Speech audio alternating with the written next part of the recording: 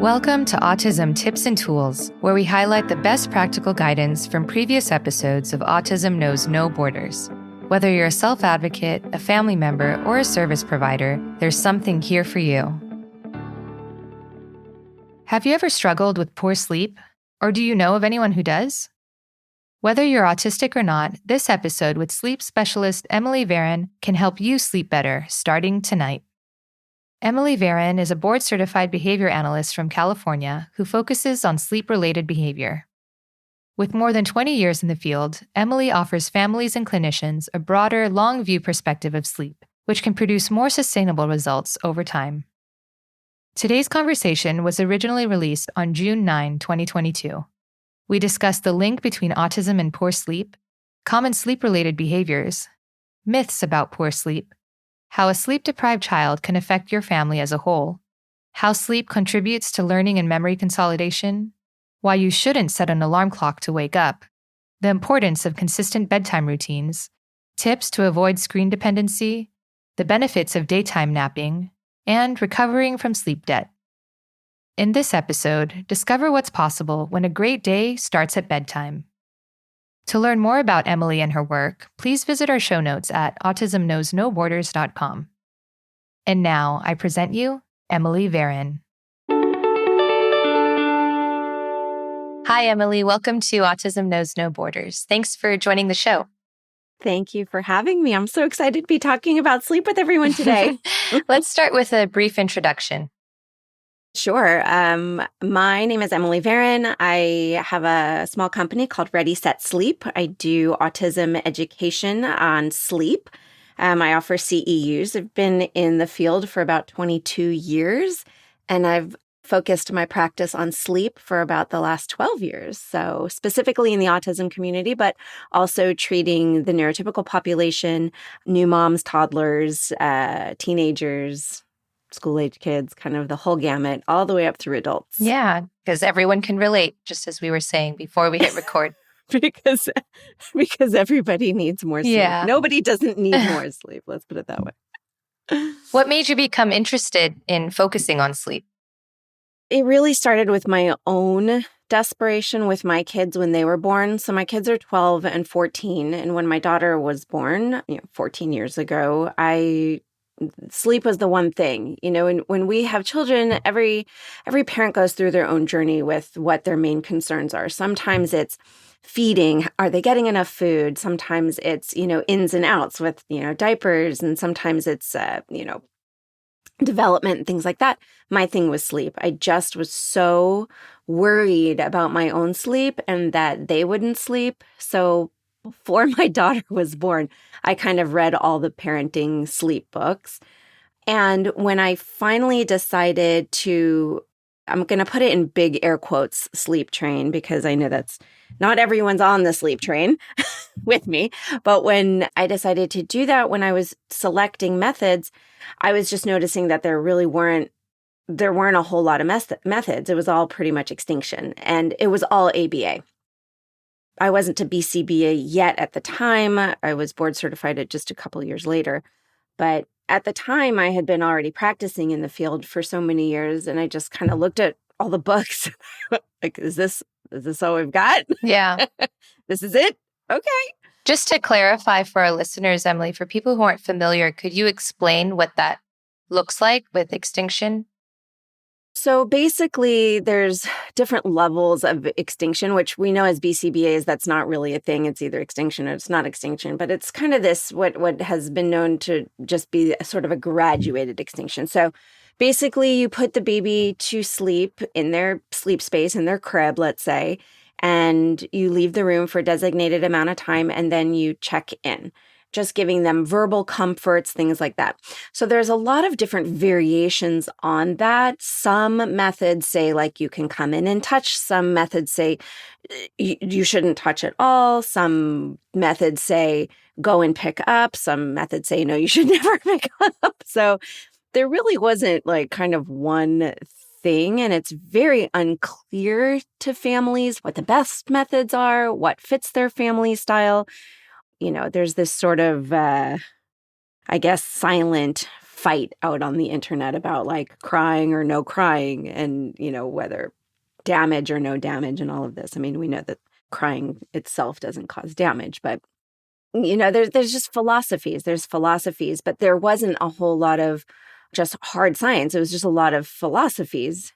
So I picked the most ABA one that I could, the one that had me taking data, or data, one that had me tracking things for a couple nights, looking at wake windows, looking at, do I have the right timing down for my baby?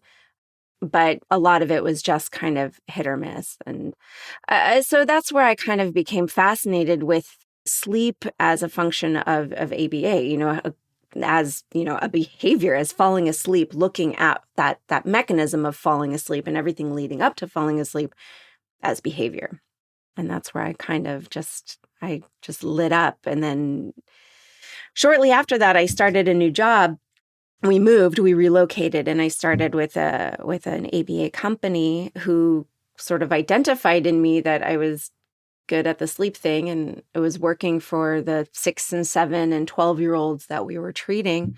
And so I just kept modifying from there. And then I saw Gregory Hanley speak one day. This was when he was the sleep guy and not the practical functional assessment guy. And he just kind of opened up the whole thing for me. So it was fascinating. And then once I heard him speak and I saw that there were other methods, that this is not just a one-stop shop, that there are so many different ways we can teach sleep skills, it just really opened my eyes. So, Did you undergo like specific training in the science of sleep? Is that a thing, like sleep science? Yes. No, I did not go. There really isn't a specific sleep training. So if you look at like sleep coaches and things like that, if you like Google sleep coach, if you're having trouble with sleep with your baby, there's all different philosophies, but there really is not a science for behavioral sleep. A lot of people study it, and there is a lot of research on it, given, Gregory Hanley, and then also Matthew Walker also does a lot about behavioral sleep as well, and the science of sleep. But no, there's not a training program that really breaks down how sleep works in the brain and how those mechanisms play out throughout the night and what we can do leading up to sleep. So for me, it was sort of pulling together from all the different reading and science and, research and just listening to other people who were non-ABA folks and looking at those scientists, and then also just looking inward at the own, ABA methods and saying, okay, well, there is a happy medium here. There is a way to walk into sleep problems, not as just a one method show. Right. Got it. So what's the correlation between autistic children and poor sleep? So the current research really shows that there's no causation. And we know this because not every child with autism has sleep trouble, right? So a diagnosis of autism doesn't necessarily mean your child is going to have poor sleep. And if a child has poor sleep, it's not necessarily because of their autism, right? But there are certain autistic characteristics that can contribute to poor sleep, such as screen dependence nowadays, right? So within the last 12 years, we've really seen a lot of screen dependence in our community because it is, first of all, a great learning tool, right? It's a great educational tool, but then it's also a good passive activity tool. And we saw a huge increase in this also during COVID for the neurotypical population as well. So I think just for kids in general who don't have great self-regulation, so, your average 6-year-old, whether they have a diagnosis of anything or not, is going to have trouble terminating their screen time. Mm-hmm. And that's kind of how it is just in the brain as well, because we're getting this dopamine rush. We're getting positive reinforcement from the chemicals in our brain. And so it makes that hard. So screen time is one thing. So screen dependency. And then also sensory issues. But, more of the not necessarily the sensory dysregulation as we sometimes see it, but the need for sensory input to feel regulated. So jumping, crashing, bouncing too close to bedtime, is a sleep stealer. So for the children who are a little more sensory dysregulated, who do crave the consistent jumping and crashing, in almost 100% of opportunities, we're going to see that they have problems with sleep as well. I see.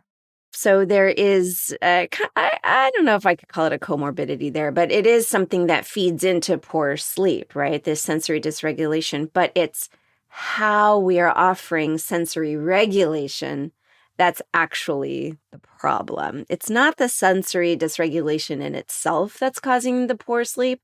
It's the caregiver saying, oh, I know that jumping helps regulate him, so I'm going to have him jump close to sleep so that he can be regulated, except that that's alerting sensory experiences. That's alerting vestibular input, and that's going to delay sleep onset. So there are these things that are sort of these characteristics that are inherent to children with autism that just exacerbate what any human would have trouble with when it comes to falling asleep. So that's why we call it like a correlation, right? Not as much a causation. Yes, exactly. When we think about the different types of sleep struggles, like what are these common sleep-related behaviors? So there's trouble getting to sleep, right? What else? Yep, absolutely. So difficulty falling asleep, difficulty staying asleep. And within the difficulty staying asleep, there's some little subsections. So there's just persistent night awakenings where the child is waking up multiple times a night. And then there's also where the child wakes, or the adult, or the person wakes and is up for a longer segment of time before they're able to fall back asleep. And then we also get issues with early morning wake-ups or daytime naps when it shouldn't really be happening based on age. So we'll get the 10-year-old taking a nap in the middle of the day. So that also falls into that category, which then snowballs into all the other things. Mm-hmm. But really, if we're just isolating it, falling asleep, difficulty falling asleep, late bedtimes, and difficulty staying asleep are really the two major ones. Okay. What about trouble waking up? Is that something? So trouble waking up usually is a function or a byproduct, I should say, more accurately, of not falling asleep in a timely fashion. So what happens if we can't fall asleep at night, then there's no way we're going to wake up on time for school or on time for therapy, or, we're going to tend to sleep the day away to sleep off that sleep debt that we accrued not being able to fall asleep at night. Mm-hmm. Got it. Yeah. So, but it's a good question because sometimes families come to us and say, I can't get my teenager out of bed in the morning, or I can't get my 10-year-old out of bed in the morning. And they come to us with that problem. And I think where the deficit is for the autism treatment community, so the ABA community, is really asking the questions about, well, what happened at night? So we'll walk in and we'll try to fix the problem of waking. So we'll say, okay, well, let's wake, 30 minutes earlier so they'll have time to wake up. Or we'll say okay, well, let's open up the curtains and let's put on their favorite music so they'll be encouraged to get out of bed. And we try to embed reinforcement into, let's say, the problem that we are brought, right? So someone brings to us a problem. They say, okay, the problem is I can't get my kid out of bed in the morning. And as the autism treatment community, we don't know the other questions to ask. We don't know to ask about, well, what time did they fall asleep at night? How was their quality of sleep? Why are they having trouble getting out of sleep in the morning? Is it just a behavior that we're going to analyze in isolation and say, okay, or, and we're going to label it task avoidance. Well, he hates school, so he hates getting out of bed. She's having trouble socially at school, so therefore she doesn't want to get out of bed. And so now we're going down the road of social stories, and we're going down the road of, fun music and, trying, some of these other strategies to encourage the kids out of bed, let's say, when really the problem is that they're in a huge sleep deficit. They've accrued a huge sleep debt overnight. And the fact that they, didn't fall asleep until 2 a.m. and you're asking them to be out of bed at 7:30, that's not going to go well for you. Mm-hmm. Yeah. That's not going to go well for any of us, right? So we really have to look at the whole picture and look at our plans and our treatments when we're looking at sleep and make sure that we're asking all the questions.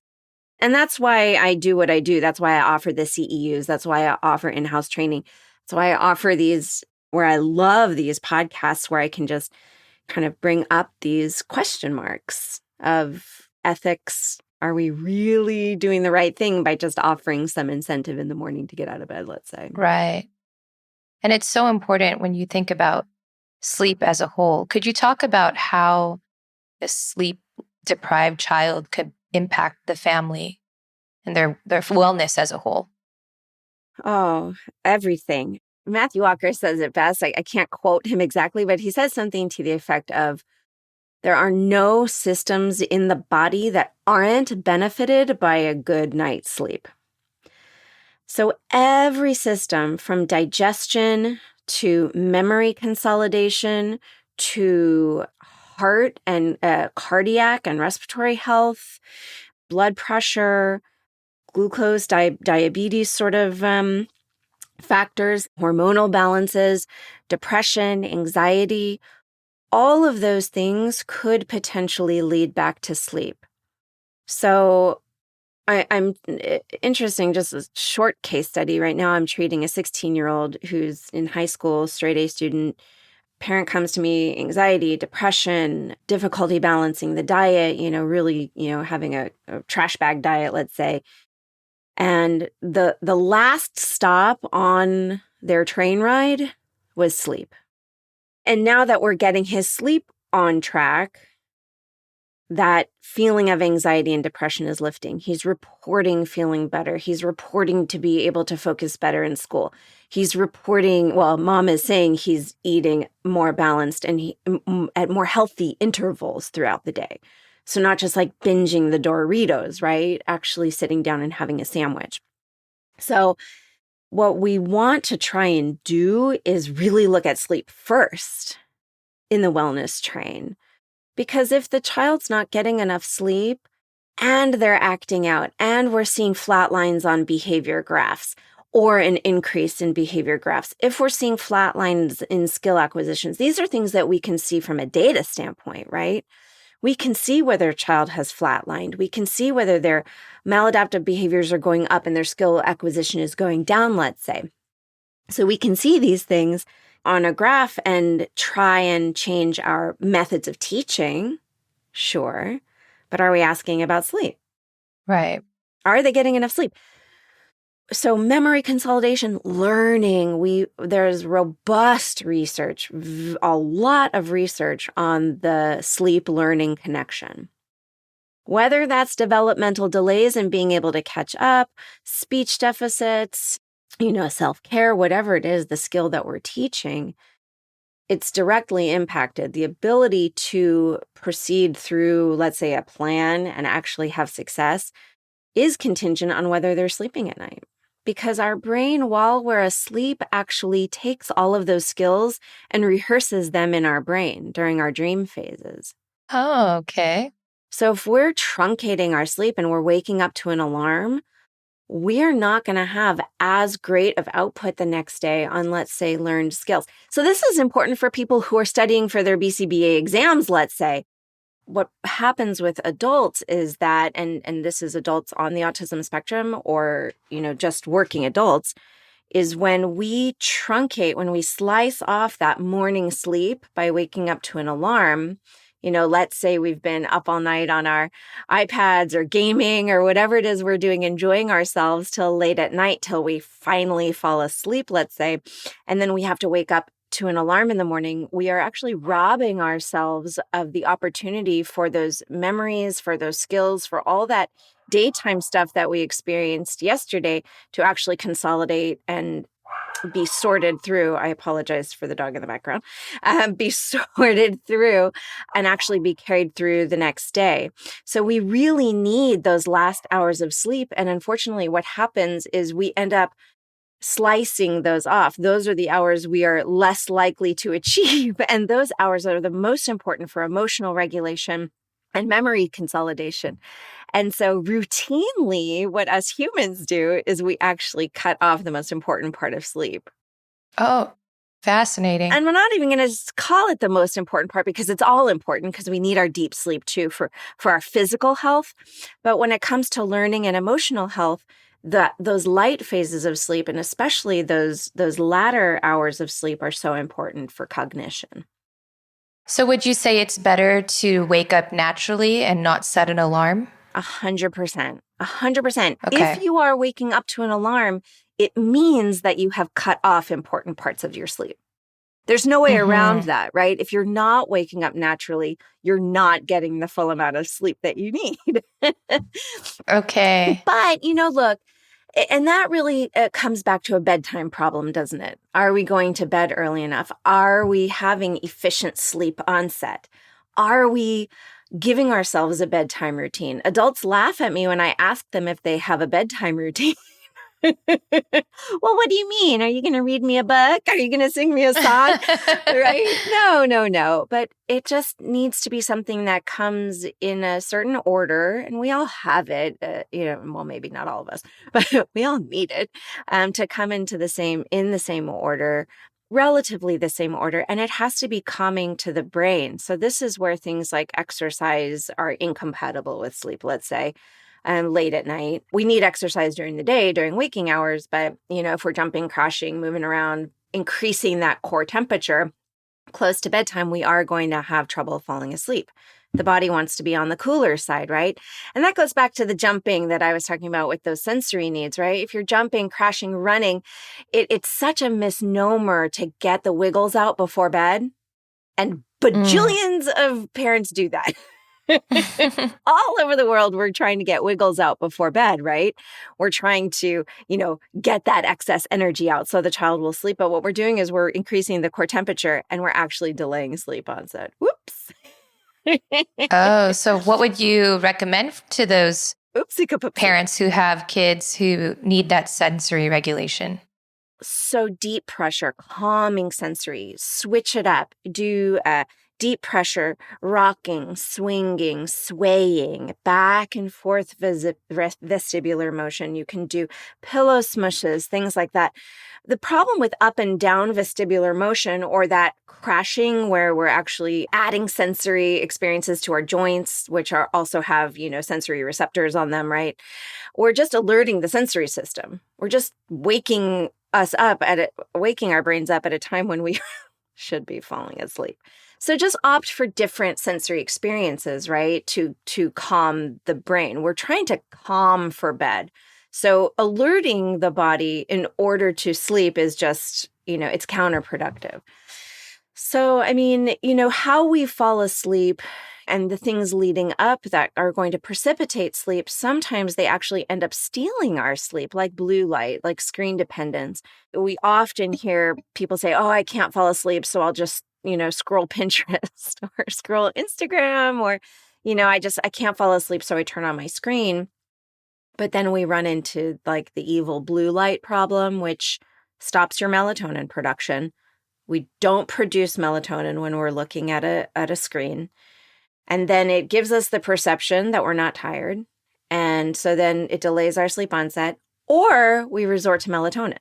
So we take a melatonin because we're blocking our melatonin. Yeah. Interestingly enough, this plays out more significantly in the autism population because there is some research that some humans on the autism spectrum are wonky producers. Maybe low producers, maybe inconsistent producers. There's some information now, there's some research saying that it's a little bit more consistent on the autism spectrum where we see some of these inconsistencies with melatonin production. However, what I'll say is that same population of people, what they're not testing for necessarily is the impact of screen time on that melatonin production. Oh. Because if they're on a screen, they're not producing melatonin, which will give the illusion to the caregiver that they're not able to fall asleep, which will then lead them to a doctor who will say, let's try some melatonin. But the medical team isn't asking about screen consumption. Mm-hmm. So then we're in this cycle of giving some, synthetic or supplementary melatonin. Melatonin is a hormone. Uh-huh. And it's produced when there's low light, right? Is that correct? Right. As the sun sets. Okay. So the main source of blue light for humans is the sun until the invention of the LED screen. Then once the LED screens started becoming a thing, which is all of our smart screens, you can't get away from it. Whether you're on a tablet of any, it doesn't matter if you're on an Android or an Apple, it doesn't matter. It's all LED technology.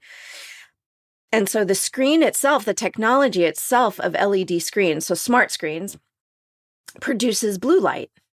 And blue light, being the same wavelength, let's say, as the rays of the sun, tricks the brain into thinking it's still daytime. And so the brain won't produce melatonin unless it senses that it's nighttime. So we run into this pickle where we are viewing our screens, into the night. Our melatonin isn't producing. We're not feeling sleepy because melatonin isn't triggering all those other sleepy hormones. And then what happens is we do eventually crash because melatonin isn't the only player in sleep onset. It's one of the players. It goes, hey, sleep hormones, it's time for you guys to do your job.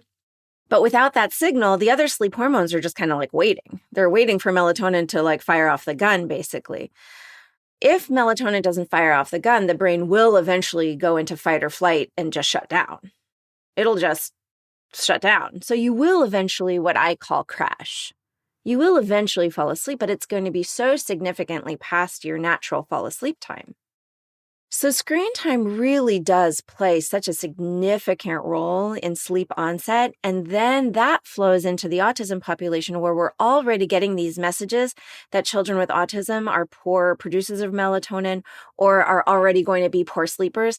And it already is such a common trope to just offer melatonin or go to melatonin as a means of helping sleep, when so often now it's really a screen time issue. It's not necessarily a melatonin issue. What are some tips to help balance that screen dependency? So then it becomes a question of behavior intervention and how dependent we are on the screen. Is it a screen addiction, right? Do we have a kiddo who is just addicted to that dopamine rush, is basically self-soothing through screen time, right? So we have to make that determination possibly with the family. Or is it just kind of a screen reliance thing where the parents have said, they have such a limited repertoire of leisure activities that really the only thing they're able to engage in is screen time. So this could be true as well. So it's important for the clinical team to really work with the families at identifying other activities, because I know for a fact, well, I'm going to say fact, it's a loose fact. It's an observatory fact, let's say, an observational fact, that screen time isn't the only things our kids can do. It might be the most preferred thing. It might be the thing that really seems to work the best. But in the absence of screen time, I guarantee you we can find other leisure activities that our kids can engage in. And I'll tell you why, because screen time wasn't a thing until about 12 years ago. Until just about 12 years ago, what were our kids on the spectrum doing? What were they doing? Okay, well, maybe they were watching TV. TV is a better alternative than screen time. It falls into the same category. I sound like I'm talking out of the same two sides of my mouth. But when we think about our smart screens, we're holding them right up to our face. We're in such close contact to that concentrated blue light, we can't avoid it. Our eyeballs don't register any other ambient light when we're just looking at our screen. Now, if you're sitting on a couch and the TV is mounted on the wall across from the couch, and your child's sitting on the couch and all the lights are on in the room, that's going to be a better option than a tablet or a phone. So maybe we can transition from our tablet to our TV. And then maybe, since TV is maybe less reinforcing, let's say, than something else, right? So like we can go in a hierarchy. So we can go from like tablet time to TV time to maybe something else. Maybe they enjoy some sensory input. Maybe we can go to like a sensory experience. Maybe we can go to puzzles, put-ins, building, drawing, constructing, any of those other tasks that maybe our kids prefer or maybe not prefer, but enjoy, but maybe aren't like as high on the hierarchy as, let's say, tablet time, let's say. So we can scaffold these things. So we just need to identify other things that are calming to the brain. So they're more static. So not as, we're not going to be jumping up and down, and we're not going to be watching our screen time. It can be anything from puzzles, put-ins, drawing, even just quiet play, sure, reading. But look, my kids are 12 and 14. They don't like reading. So, reading is like, okay, that's nice to think about. Let's read books before bed. But not every kid, not every adult, not every teenager is going to sit for books. So it's about identifying other things that can come in that hour before sleep is expected. That could be a bath or a shower. I love a long bath or a shower. Most of the clients I work with who are on the autism spectrum really enjoy the sensory input of water, very much enjoy bath time, very much enjoy shower time. Stay in the bath or the shower a half hour. Okay, maybe that's not the environmentally friendly solution, but if you can eat up a good half hour in either the shower or the bath before sleep is expected, that's going to be compatible with sleep. And it's incompatible with screen time, and it's incompatible with jumping and crashing. So it really ticks a lot of boxes. So we maybe can go from, let's say, dinner to a long bath or shower to some quiet play in pajamas into bed. We just have to get a little creative with how we structure that hour and a half before sleep is expected. Okay. Well, just a couple follow-up questions about the blue light. What do you think about the blue light glasses? Does that actually really help? And also like changing the settings on the screens so that they're, in night mode and things like that. Yes. So let's start with the latter. Let's start with the night shift on the screens. So you have to think about the screen as a mechanism of producing light. So when we turn our screens darker, right? So if we put on the night shift or we put on dark mode, right? Whatever you're viewing, whatever you are able to see, whatever that image is, it's still being created by blue light, even though it's orange. So maybe it's a little gentler on the eyeballs, but it's still LED light. It's still blue light. It's still the same wavelengths. So for me, it's a nod in the right direction by the tech companies to say, hey, we recognize that blue light isn't great, but we still want you on your screens. So we're going to do this like night mode that's going to make everyone feel better about their consumption of screen time. But it doesn't block blue light by any means, because if you can still see an image, that image is being produced by blue light. If that makes sense. So from a technological standpoint. Yeah, that makes sense. So now let's talk about blue light glasses. So there are blue light filtering glasses and blue light blocking glasses. Blue light filtering glasses are going to filter blue light. Those are known to be better for your eye health, for your retinal health, for your macular health, things like that. Like it diffuses the blue light. Blue light blocking glasses would probably be the best option if you have to. So blue light blocking glasses for those, I would recommend. So I never want to give everyone the easy way out because that's the easy button. It is the easy button, right? You could do the blue light blocking glasses, but that comes with a whole treasure trove of other problems. First of all, is your autism spectrum child going to wear glasses? Are they going to tolerate blue light blocking glasses? Are they going to tolerate watching their favorite things in a different hue? Because it does change the color of the image, right? So there's an actual mechanism problem where like, are they going to wear the glasses? But then also, are they going to be able to terminate the screen time in enough time to get tired for sleep? Is that dopamine rush going to continue even in the absence of, let's say, blue light? So it's an okay alternative, I would say, for those consumers who have extreme maladaptive behaviors when we terminate screen time.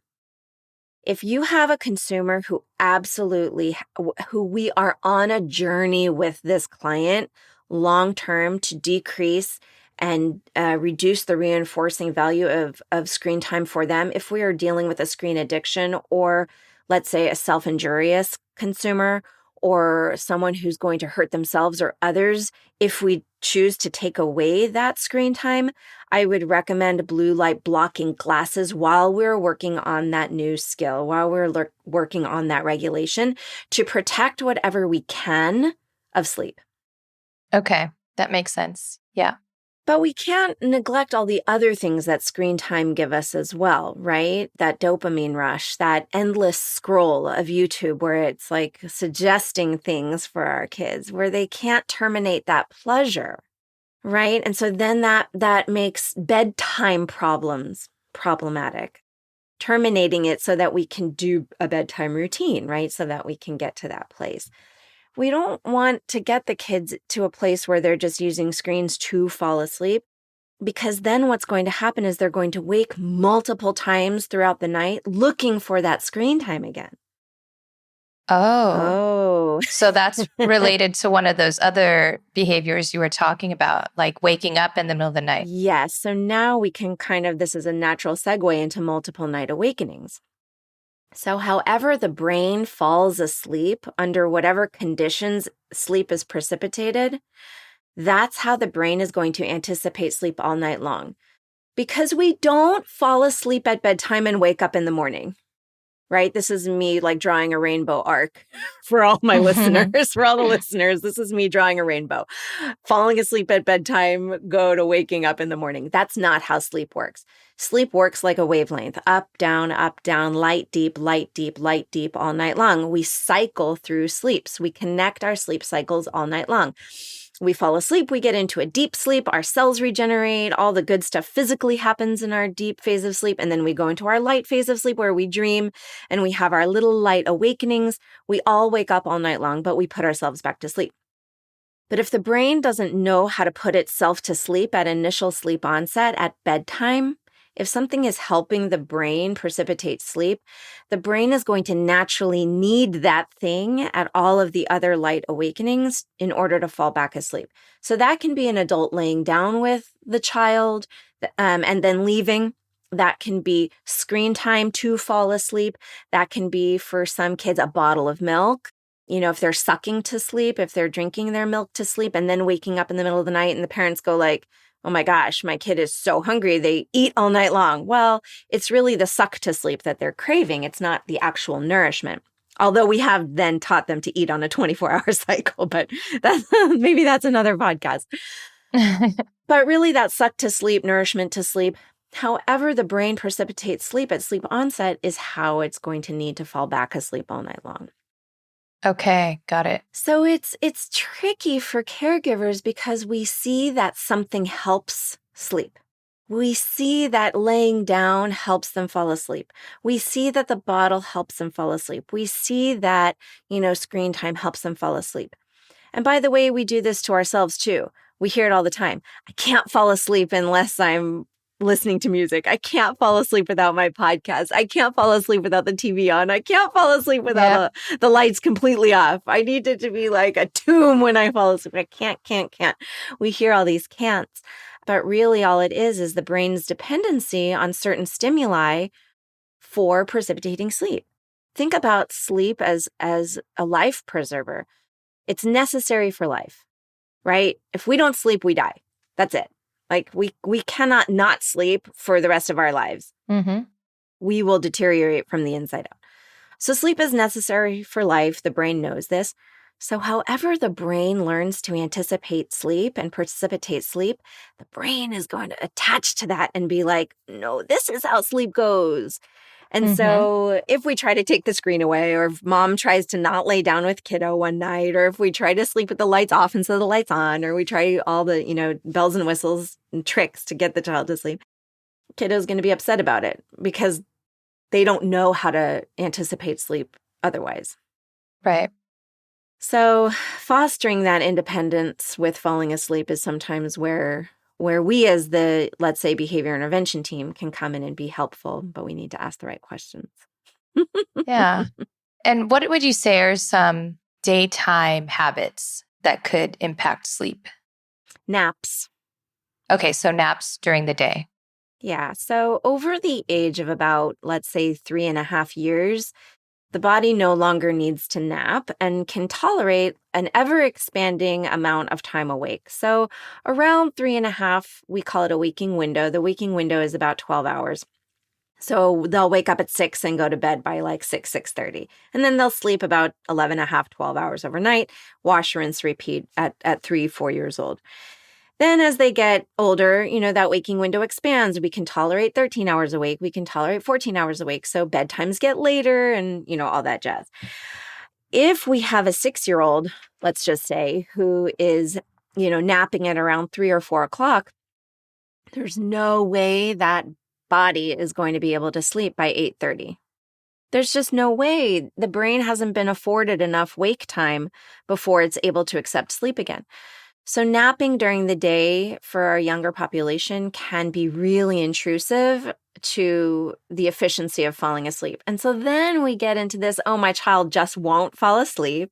And then we lay down with them to help them fall asleep, or we give them a melatonin to help them fall asleep, when really the core problem was that the child was napping when they didn't really need to be. But then they have poor quality of sleep, and then, because someone's laying down with them, and then they're up all night because someone was laying down with them. And then so Yeah. it really is like this snowball effect of which came first, the chicken or the egg. Well, that's not a snowball effect. This effect of which came first, that's not a snowball at all. But which came first, the chicken or the egg? Is it the multiple night wakings that's causing the, da-da-da? So we really, as the intervention team, and even as caregivers, we kind of have to look back at the whole picture, at all of sleep, right? Naps aren't isolated from bedtimes or from overnight sleep. It's all together in one 24-hour chunk, right? How we fall asleep is impacting whether or not we're going to stay asleep all night long. An early morning wake up, like if we're waking to an alarm, that's going to impact our learning cycle. So all of these things kind of come into play. And in order to really dissect and evaluate and assess where the core problem is as the treatment team, let's say, we have to ask a lot of really important questions, which I go through in depth in all the CEUs, which is why I put them out there so that we can ask the right questions. So we're not just treating a behavior in isolation, right? So that we're really getting a bigger picture of how sleep works, to ask the right questions, to be able to set families up with a really effective plan that's going to be sustainable and is going to have long-term impact, isn't just putting the Band-Aid on the wrong cut. Yeah. One follow-up question about the naps. What do you think about that theory of, that perfect 14 to 20 minute nap that can kind of give you that right amount of energy that you need to keep going?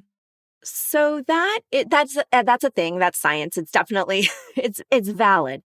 But we have to ask ourselves, first of all, your 6-year-old who's napping during the day isn't going to nap for 19 minutes, right? They're going to be napping an hour, hour and a half.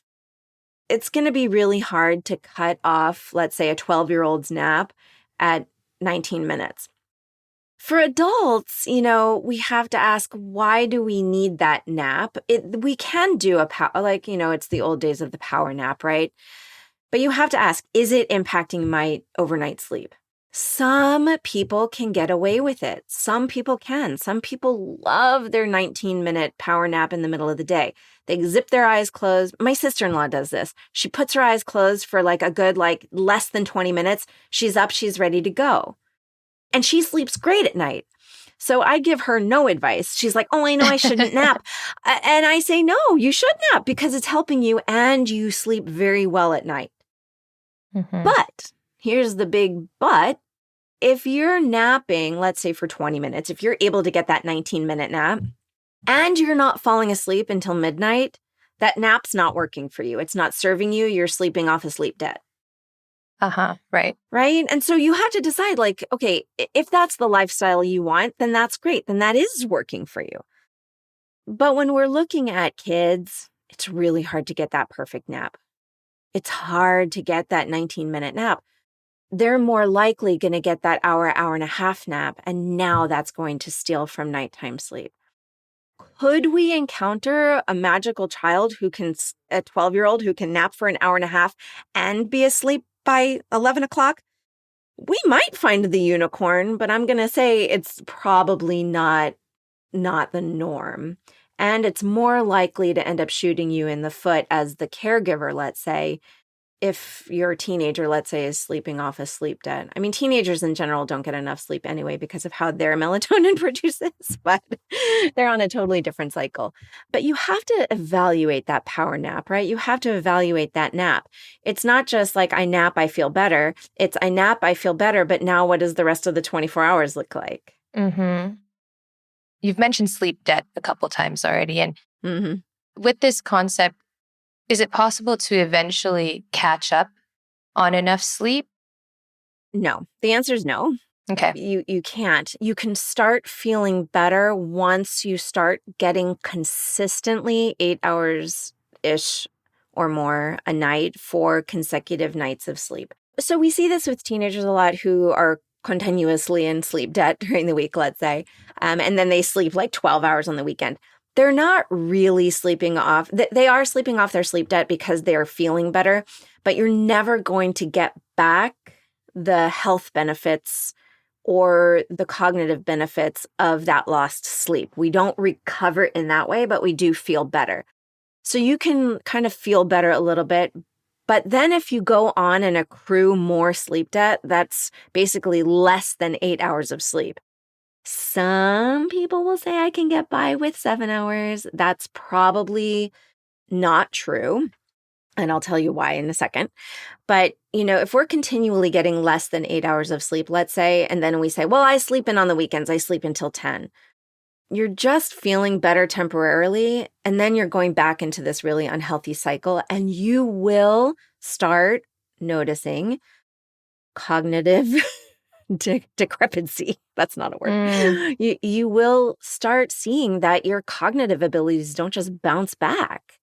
You're going to start noticing that, you're going to, as you age, high blood pressure. Now we're with the cholesterol, and now we're on, diabetes, watch out for diabetes. Now our diet is difficult. Now we're gaining weight.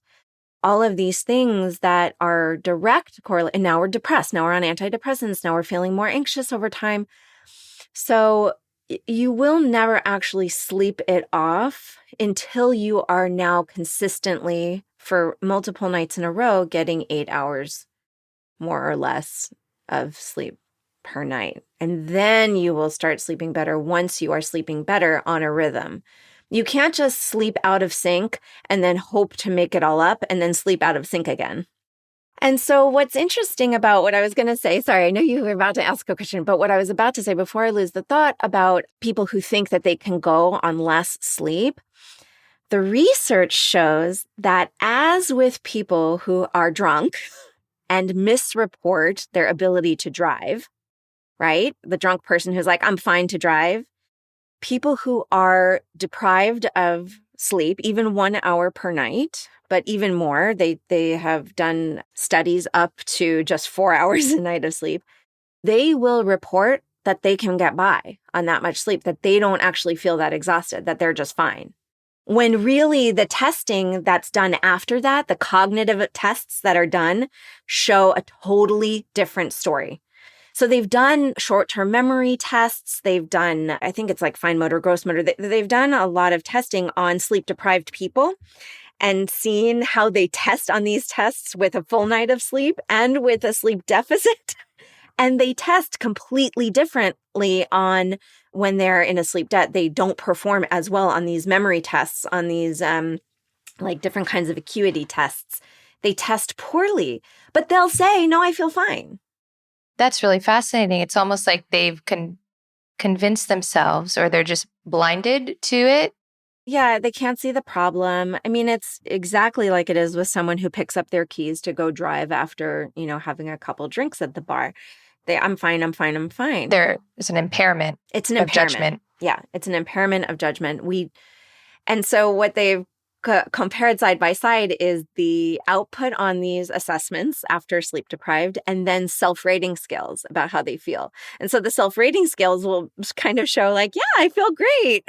but the cognitive tests will show like complete decimation of their short-term memory skills, of learning consolidation, ability to keep track of facts, basically. So, yeah. So people who are like, yeah, no, I can get by on 6 hours of sleep. I'm just fine. I go, I don't think so. I Right. don't think so. Okay, Emily. So your program, Ready, Set, Sleep, you provide training to parents, obviously, and professionals, practitioners to use this with their own clients. How do you ensure that your training is sustainable? How do you know that what you're implementing will stick? So we have to look at sustainability of the plans that we're implementing. So I go into pretty great depth of evaluating what we are teaching the families to do to make sure that it's sustainable and make sure that they're set up for all of the changes down the line. So what I like to educate families on isn't just how to get rid of the problem now, but also how to forecast ahead and say, okay, sleep changes over the course of a lifetime. I might have a 3-year-old with a sleep problem now, but I could potentially end up with a 6-year-old who can't fall asleep, or a 12-year-old who can't fall asleep, or a young adult who can't fall asleep. Am I equipped with the information to flex with those changes and actually continue to modify my expectations over time so that I can better address sleep over time? I really like to reiterate over and over again how much sleep changes over the course of a lifetime. We can't just walk in there and fix the problem because that's not setting families up for sustainability. If we walk in there and say, okay, Junior has trouble falling asleep, fine. Well, he's coming out of bed. It looks like, okay, I'm going to sit there at 9 o'clock at night and take my data, right? I'm going to take my data. Well, every time he comes out of bed, you tell him to go back to bed. That's social reinforcement. Okay, so now we're going to say, okay, it's positive reinforcement. Now we're going to get rid of that. And so I'm going to program for basically teaching him how to stay in bed. But what if the problem was that we had the wrong bedtime? Right? That's what my ethics course is for. Right. That's what my ethics course is for, because so often we look at a behavior and we analyze the behavior and we're 100% right on. It is attention seeking, let's say, or it is avoidant. Maybe we could watch video. We could be in the family's home and we could do this over and over and over again. We could watch the same thing happen over the course of a month. And in our ABA brains, we will still identify all of the antecedents and all of the consequences that are maintaining our assessment of attention maintained or escape maintained, let's just say, for example. But if we are trying to get a 12-year-old to sleep at 9 o'clock, that's the problem. Yeah. And I think a lot of times in ABA, when people are doing their ABC data and they're writing their antecedents and consequences, they fail to pay attention to these setting events and contextual cues of what's really happening in that situation. Right. And do we have the information? I mean, I know as a BCBA, none of my coursework included sleep norms. Right. No, it's kind of out of our scope. Totally out of our scope, right? But because it isn't really, it doesn't have to be outside of our scope. It doesn't have to be, because it's information that's readily available to us. We can Google sleep norms and find out, about melatonin and teenagers and how we're not going to get our teenager to sleep much before 11. And so how are we going to modify a plan, right? How are we going to lean into that, right? Work around it. These are things that are available, but we just have to make sure we're asking the questions when we are implementing something like a sleep program or a feeding program too. Feeding also falls into that a similar category of, kind of outside of our scope, but we're always working feeding programs, right? But are we working feeding programs with all the information about gustatory function and things like that, right? Like, we're not equipped for that, right? We have to refer them to an OT or a feeding specialist. For sleep, it's a little more benign because the family is probably used to doing the things they're doing and they're making it work.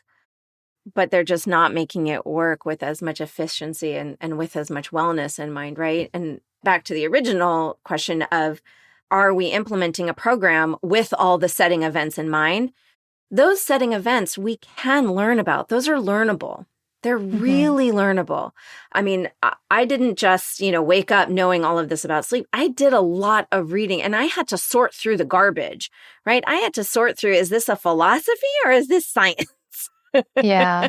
Right? You have to look at, where you're getting the information from, making sure that this research has been duplicated and that it's not just like kind of a one-off, oh, I read an article once that said, Right.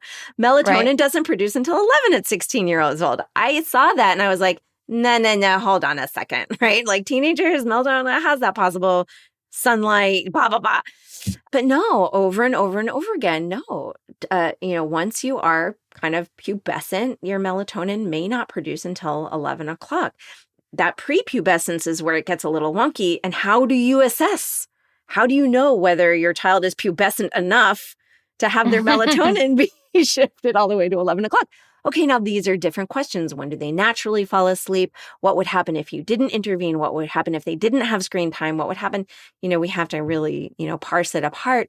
We have to pull it apart like a different kind of an FAA or an FBA. It's a whole different kind of analysis in itself.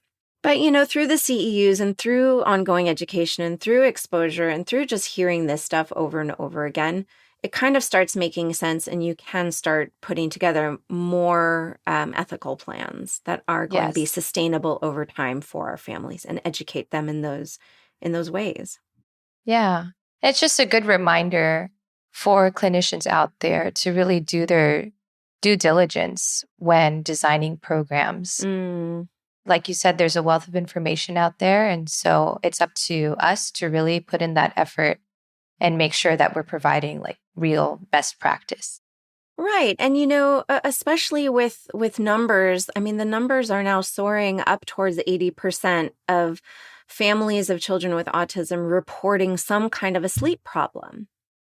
Now, I attribute it not to a greater rate of diagnosis, not to just, okay, your child has autism, they're going to be bad sleepers. And I say that with big air quotes because that's just not true. But I attribute it to more of, the screen time, the jumping, the getting the wiggles out, just the lack of, basic knowledge that parents, I mean, look, it's not just the autism population that's suffering in this way. I mean, Yep. we know for ourselves, we know because in the neurotypical population, we have tons of sleep problems. There's no lack of sleep problems in children out and about in the world. It's just a matter of raising awareness, on the importance of sleep, prioritizing sleep, for our own health and wellness, for the health and wellness and learning of our children, and just really putting it on the forefront. Yeah. All right, Emily, I'd like to close with one last question. What advice would you give to parents who are feeling maybe overwhelmed or kind of helpless with their child's sleep problems? Like, where do they start? Like, what's a good step one? Uh, a good step one is going to be the bedtime routine and just making sure your child's on the right schedule and looking at how they fall asleep and being aware, I think just raising awareness in yourself of how what you are doing to help your child fall asleep is probably most likely what's causing their sleep disruptions overnight. If we can kind of wrap our heads around that, because even though they are all kinds of meshed together, right? That, difficulty falling asleep and then the caregiver helps with sleep and then the child's waking up all night long. I always start first and foremost with what's happening at bedtime. So the bedtime routine and how the child falls asleep. Are they falling asleep in your bed and then you're transferring them to their bed? That's going to be a recipe for night awakenings. Are they falling asleep on the couch and then you're transferring them? Are you laying down with them? Are they falling asleep in the car and then you're transferring them? Are they falling asleep under the conditions that are going to be present all night long? If the answer is no, then you just have to kind of sit back and think a little bit about what it's going to mean to make those changes. Because What prevents families from making these changes are the child's behaviors. And so often we are so punished by our own children's behaviors that we negatively reinforce ourselves. We want to avoid the crying. We want to avoid the tantrums. We want to avoid the upset because we know how important sleep is, right? And we don't want to escalate right before bedtime. So we avoid making these changes to avoid the behavioral outcomes. Mm-hmm. So it is a big monster. It's a big onion to peel when we're looking at now making changes to how the child falls asleep, because now we're looking at managing bedtime behaviors. Which is why I love Gregory Hanley actually introduced me, this was, I think, 2014, to quiet-based visiting, to alternatives that are more gentle and more ABA-based, that are a different strategy than just extinction or any kind of a DR procedure, really. But now we're shaping desired behaviors with this quiet-based visiting, which I go through in the CEUs, which is just basically teaching quietude rather than managing behaviors. Interesting. It's the inverse. It's the inverse of extinction. So that's what I promote mostly. That's what I teach mostly. I try to do that when I can. It's just a really great alternative to managing those big behaviors, especially, look, we have self-injury to think about. We have, aggression to think about. We have sleep loss in the short term to gain more sleep on the other side. So, there's an emotional component in there for the families too. Mm-hmm. Yeah.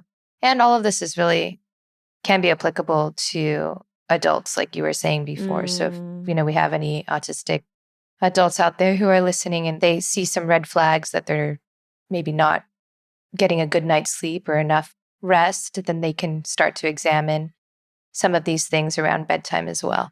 Yeah, absolutely. Absolutely. I mean, sleep is for everyone, and I think sometimes we get so lost in our comfort zone of whatever we're doing to kind of help us fall asleep at night, whether that's screen time or whether that's, music or whatever. If we're finding ourselves with poor quality of sleep or having to drag ourselves out of bed in the morning, those are red flags. Those are big red flags, that, are fixable. It's all fixable. That's the good thing. Yeah. I feel like you're talking directly to me, Emily. Have you been watching me this week? Or, you're not the first person to ask that. They're like, Emily, have you been in my bedroom lately? It's universal. So many people are having trouble with sleep. Yeah. And I want everyone to sleep. I think we'll be a happier, more tolerant, more patient world if we were all better rested. I really do believe that in my heart. Mm-hmm. Can you say your website and your social media so people can come look for you? Yep.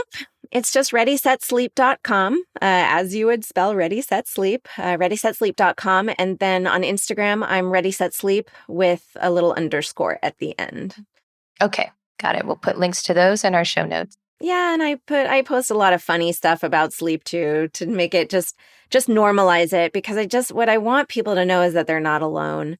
If you're a parent or a caregiver struggling with your child's sleep, you're not alone. If you're an adult struggling with your own sleep, you're not alone.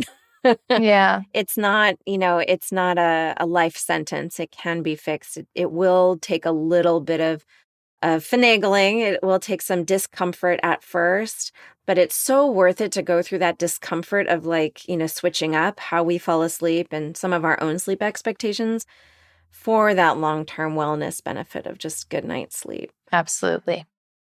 All right, Emily, thank you so much for sharing your expertise with us. I'm sure a lot of people are going to find some valuable nuggets in this episode. I hope so. Thank you so much for having me. It's been a pleasure.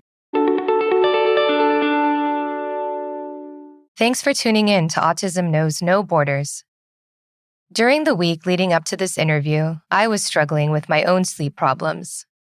I would fall asleep on the couch while watching TV, and then wake up in the middle of the night to brush my teeth, barely walk my dog, and stumble into bed. I was waking up exhausted, and the poor sleep was affecting my mood and cognitive functioning during the day. Speaking with Emily motivated me to change my sleep habits.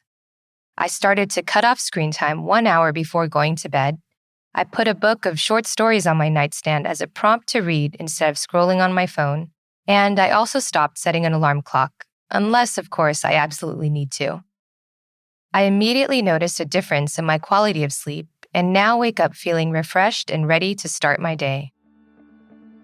What tips are you taking away from this episode? Let us know over in our online Global Autism community. Like Emily, are you a professional seeking to hear directly from autistic voices and improve your practice? Or are you a self-advocate willing to share your story and educate others? Are you a family member hoping to support and empower your loved one? Whatever your role related to autism is, you can join our online Global Autism community to connect and collaborate with people all over the world. Sign up today at community.globalautismproject.org. Let's work together to transform how the world relates to autism.